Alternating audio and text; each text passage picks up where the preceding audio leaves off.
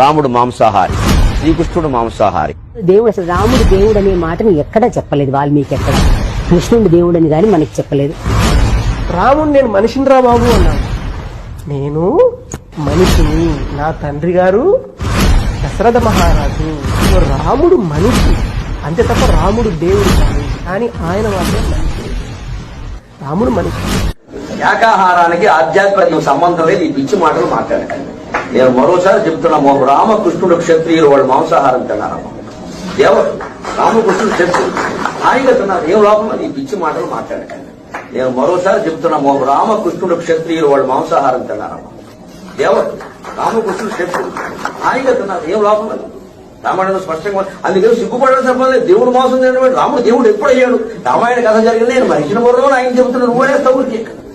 క్షత్రియ పుత్రుడు తినకుండా ఏం చేస్తాడు? అది తప్పు కదా. ఈ అయోధ్యకాండలో ఆ సీతాదేవితో కూర్చుని ఉంటాడు భరతుడు వచ్చే ముందు.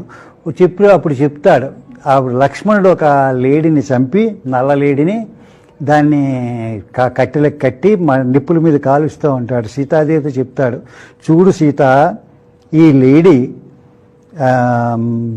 నల్లగా ఉండేది, దాన్ని చర్మాన్ని తీసినప్పుడు దాని మాంసం అంతా ఎర్రగా అయింది, దాన్ని కాల్చడం వల్ల దాని యొక్క మామూలు రంగు అయినటువంటి నలుపుకు వచ్చేసింది.